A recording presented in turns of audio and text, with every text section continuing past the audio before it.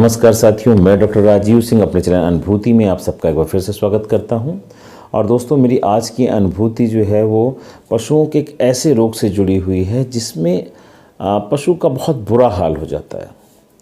उसके जो कान हैं, उसके खुर हैं, पैर और पूंछ है, ये जो डिपेंडेंट पार्ट होते हैं इनके हिस्से, वहाँ पे सड़न पैदा हो जाती है, ये सूखना शुरू कर देते हैं और पशुओं के खुर उतरने लगते हैं। वहाँ से खाल एकदम सड़ने सी लगती है, वहाँ से खुर पूरा स्लफिंग होने लगती है, उसकी पूंछ टूट के गिर रही है या उसको सूख के लकड़ी जैसी हो गई। कान के सिरे जो हैं वो बड़े अजीब से हो गए। मतलब एक बड़ी दर्दनाक सी तस्वीर हो जाती है। फिर ऐसा पशु चलने भी नहीं पाता है और कई बार अगर ढिलाई की जाए वहाँ कीड़े वगैरह भी पड़ जाते हैं और फिर वो ना खा पा रहा है। कई बार थनैला भी दिखता है, उसमें मेस्टाइटिस ऐसे इन्फेक्शन भी हो जाते हैं।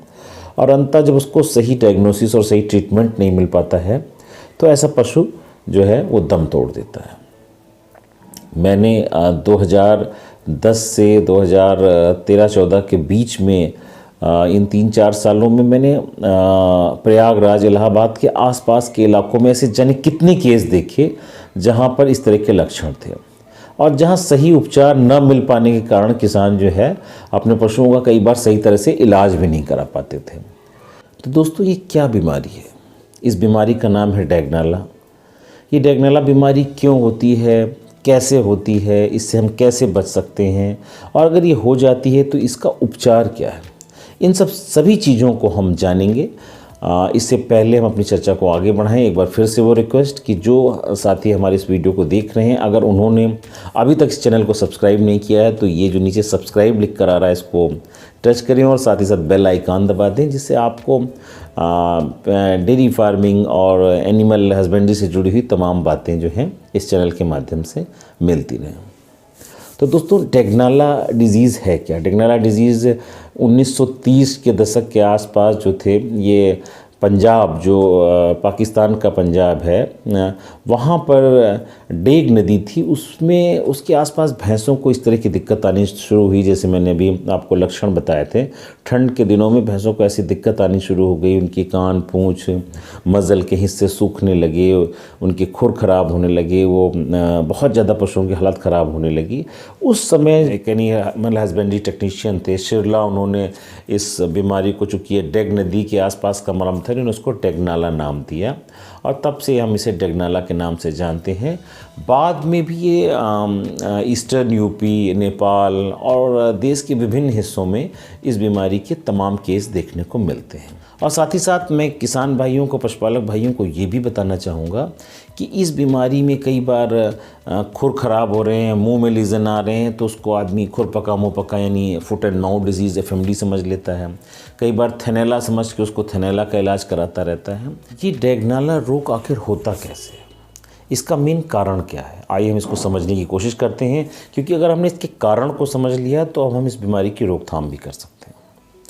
डेगनाला बीमारी का होने का कारण है फफूंदी का जहर, फंगल टॉक्सिन, जिसे हम माइकोटॉक्सिन के नाम से जानते हैं।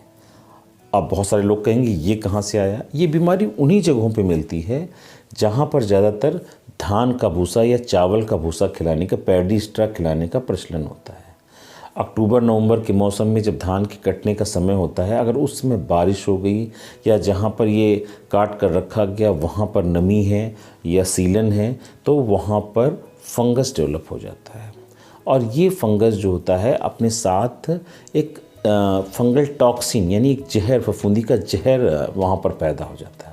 जैसे फ्यूजेरियम नाम का एक फंगस है जो इसके लिए सबसे ज़्यादा रिस्पॉन्सिबल। फंगस की वैसे तो 2-3 किस्में होती हैं, जिसमें एस्परजिलस है, जिससे एफ्लाटॉक्सिन नाम का एक टॉक्सिन निकलता है फफूंदी का।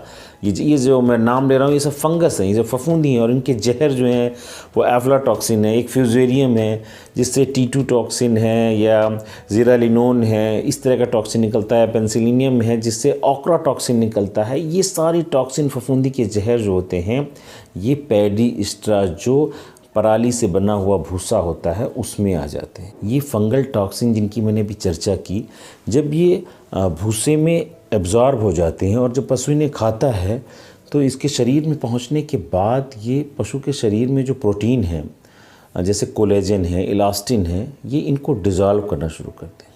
और फिर क्या होता है, जो पेरिफेरीज़ हैं, डिपेंडेंट पार्ट्स हैं, यहाँ पे ब्लड सप्लाई बाधित होना शुरू हो जाती है और फिर एनॉक्सिया होता है और वो पार्ट जो है वो डेड होना शुरू हो जाता है। आप ऐसे भैंसों के पास जाएंगे तो उनके कान ऐसे प्लास्टिक जैसे वो हो रहे होंगे सूखे कि आप उन्हें तोड़ भी सकते हैं। और इसी तरह उनकी पूंछ है वो बिल्कुल सूख चुकी होती है, खुर बिल्कुल अलग हो रहे होते हैं और उसके ऊपर का हिस्सा भी तमाम कट लग रहे होते हैं, स्किन फट रही होती है, जैसा कि मैंने आपको पिक्चर्स में दिखाया भी है। तो इस तरह के लक्षण आने लगते हैं। तो इसकी वजह हमारे सामने क्लियर है कि फंगल टॉक्सिन्स ही जो है ये बीमारी करते हैं। तो जब हमें वजह समझ में आ गई तो काफ़ी हद तक हम इस बीमारी को रोक सकते हैं, कंट्रोल कर सकते हैं। अगर हमें ऐसा लगता है कि हमारे भूसे में फंगस ग्रो कर गया है तो जितना पोर्शन हमें अफेक्टेड लग रहा है उसे हम हटा दें। और दूसरा, हम एक टॉक्सिन बाइंडर अपने पशु को देना शुरू कर दें। जनरली टॉक्सिन बाइंडर 100 ग्राम जो है 1 क्विंटल फीड के हिसाब से दिया जाता है। मार्केट में तमाम टॉक्सिन बाइंडर हैं, वो अवेलेबल हैं। अगर किसी पशु को डेगनेला हो जाता है तब हम क्या करेंगे, तो इसका उपचार हम अपने अगले वीडियो में डिस्कस करेंगे। तब तक के लिए मुझे इजाज़त दीजिए। धन्यवाद।